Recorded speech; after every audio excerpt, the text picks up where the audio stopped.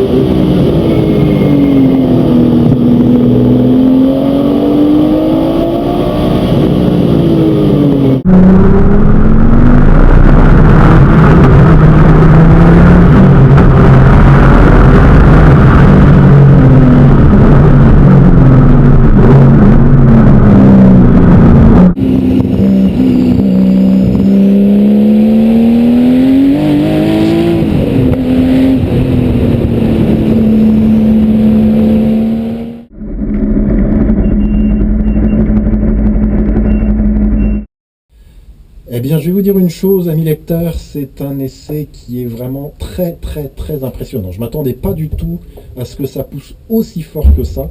Les 680 chevaux de cette 935, pour vraiment les exploiter, il faut du temps, beaucoup de temps.